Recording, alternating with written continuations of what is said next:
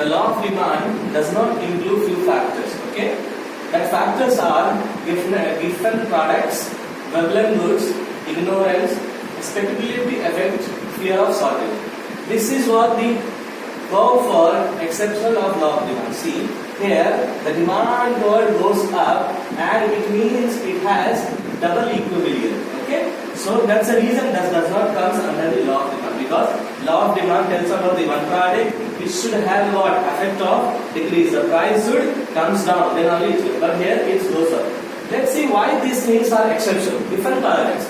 Giffen is a famous economics. He says that when the inferior goods price gets low, the consumer buys product less. Why? For example, there is a product like rice, ragi or wheat. If the prices is less, the people will buy the less, because the goods may not, inferior goods. What does this mean? If the things is buying in a more quantity, in a large quantity, the goods will, the product will get damaged, the product will get spoiled, the bacteria will come, the insect will come inside the product. For that reason, the consumer will buy it. Although the price is going down, the people will not buy the extra product. That is what the Giffen paradox is. Veblen goods. Veblen is again the famous economist of classical era. He says that when the price of the goods increases, the people happily go and buy the product. Example he gives for diamond. For example, if the diamond value is rupees 10 lakhs, if someone says he will give for 1 lakh, no one will go and purchase, because that's a stupidity. So, which means the luxurious item has their own aspect, that has their own value. When the value is that much, it should be sold to that much only. It should not get down. That was the Veblen good. The good should be in the high position. It should not comes down. The same comes for the ignorance. What happens? Certain goods has the more aspect. For example, the goods has the rate, and if the seller is selling below the margin, the people will not buy because of the fear of the duplication, the fear of bad thing, the fear of bad product. So that's the ignorance of rate becomes here, because the people has, the consumer has an aspect that this product rupees should be this much only. Why there is a less? Why there is a low price? So for that comes under the exception. Speculative effects. What happens when the price of something goes high? People buys that. Why means that has this some expectation that in future also it will go for high. For example, share market. So when there is high in the share market, the share market reaches to the high position, people go and buy the share. Why? Because they think that if I buy this share for this, in the future area, in the future place, in the future time, it will go more and high, and I will read back, I will sell it. Fear of shortage. In some cases, due to war, due to floods, due to tsunami, so all these stuff is here. What happens? People go and buy the lot of quantity. So this not have it. So what this all means is, this all aspect does not have any aspect, it does not have any effect on the price. So that's the reason does not comes under the law of demand. The law of demand is what? Is all about the price. Price high, quantity down, quantity up, price down. So this is so all these aspects, whether it's Giffen, whether it's Veblen, whether it's ignorance, whether it's speculative or fear of shortage, it does not comes under the aspirant of price. That's the reason the demands increase. That's the reason the demands increase. Next topic, elasticity of demand. Okay, simple. It's a part of demand only.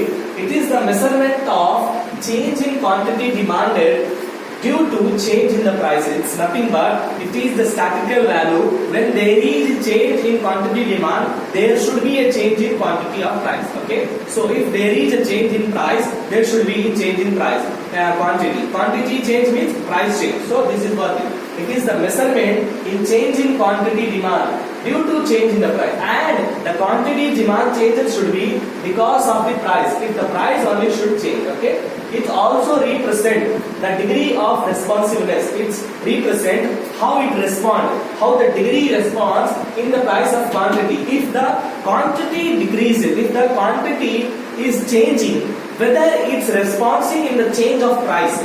whether it's responsive in the change of price. For example, I have went for the buying of some product. If my quantity is changing, regularly I am buying one product. If my quantity is changing, this quantity, whether this has any aspect of the price, that is what it is. It's nothing but simple.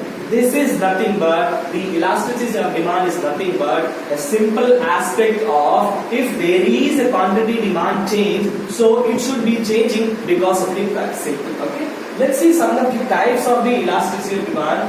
Price elasticity of demand. Price elasticity of demand is nothing but it is a demand when there is a quantity of demand, it should be have the same contact of change in the price. Income elasticity of demand, same exactly like that, but here instead of price we use the income. So when there is a change in quantity demand,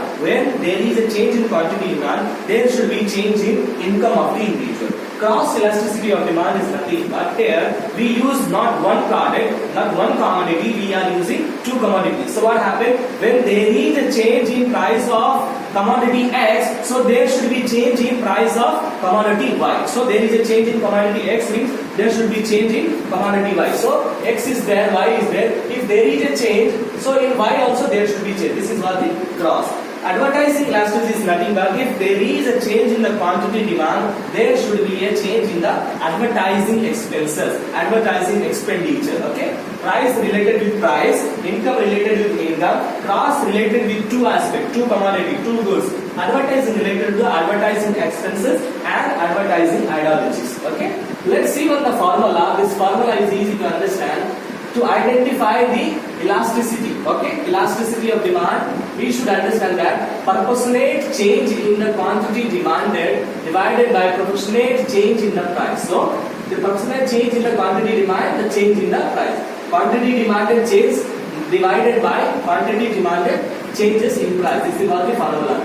In the mathematical aspect, we have taken this formula. EP is equal to change in demand divided by change in price into price divided by Q. Change in quantity divided by change in price into P by Q. So this means change in demand, this means change in price, P means price, Q means quantity. Okay.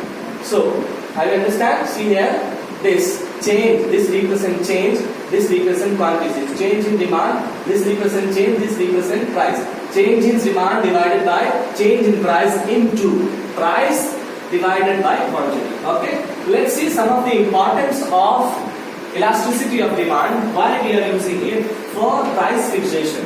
We use this price elasticity of demand for the purpose of fixation of price policy. See, the price is not always suitable. It's not stable in the market. So this has the various effect on the poor people. This have the, see, who are living in the high class, who are living in the above the poverty line, they can easily go and purchase any product. But the person who are living below the average, below the poverty line, for them it's very difficult to buy any product in the market.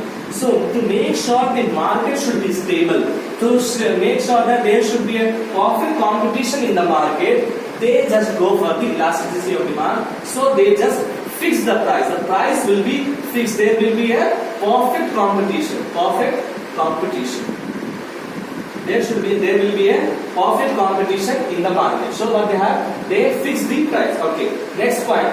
Production. And the next thing is there, they do the more number of production for any goods. So when there is more number of production of goods, the price will automatically get down. If there is a shortage of goods, what happens? The price goes up. The price goes up. This is not happening in the present scenario also. If you see there is no production of goods, that's the reason we see that every product, every day-to-day aspect is going high and high on it. So when there is a more production, there is a less price. Next, distribution. When there is a more production, there will be a more distribution, and it will automatically help in the elasticity of demand. International trade. Okay. So when there is a high demand of quantity, what happens? The international trade also get boosting. International trade is very important for any country. If there is a good trading policy of any country with a standard level, with an international level, the country reputation gets high. The export-import license, the export-import line will be on the high level. So it also boosts the international trade. Public finance and they also use the public finance. It's also helpful in the government policies, in taxation policies, in various GMC council policies. So all the public finance will be fully utilized and also help the government. And nationalization, as I said, that it also helps in the national building. So it also plays a vital role. The elasticity of demand also plays in the nationalization of funds, nationalization of various aspects. Let's see the next one, indifference law.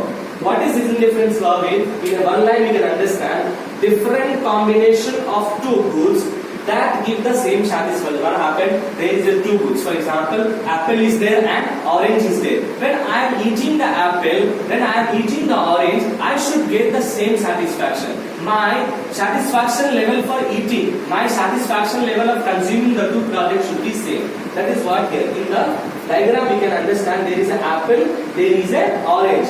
This x-axis represents apple, y-axis represents orange. See, we have three diagrams. EC, indifference law 1, indifference law 2, indifference law 3. All these three are the same line because this represents that the person who has consumed the product, two or more product, he has got the satisfaction level for all the product at the same time. It's very simple. Indifference law is nothing but when a person consumes two or more commodities of goods, that he should get satisfaction of the same level. He should get fully satisfied with both the products. They are not one product. Okay. Next one, consumer equilibrium. Okay. This is the last topic in the consumer protection function. Okay. Let's see what is this consumer equilibrium. See, I have told you that consumer is the king in the market. Okay. Consumer is the king in the market. Why? Because he decides price, he decides quantity, he decides quality, he decides everything.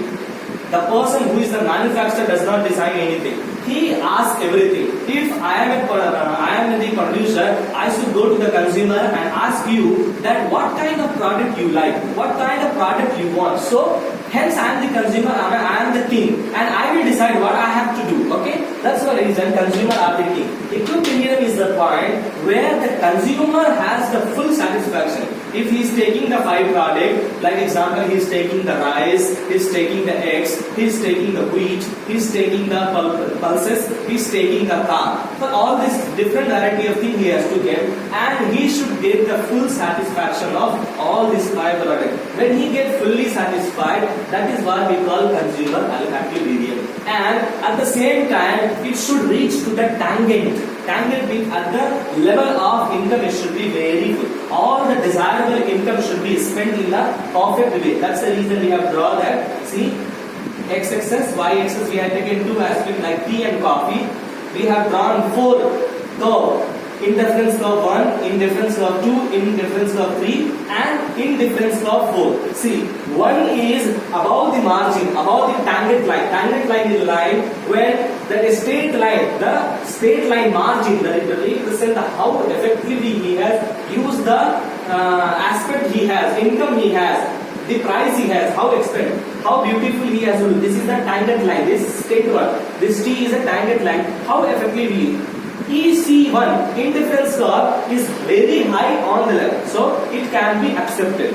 This tangent 2 is on the tangent line. This indifference law 2 is on the tangent line, so this is highly acceptable. EC3, which means indifference law 3 is below the tangent line, which one is not fully satisfied, is not fully satisfied with that one, and 4 is more below the line. So when this one is the more satisfied because it fall on the tangent line.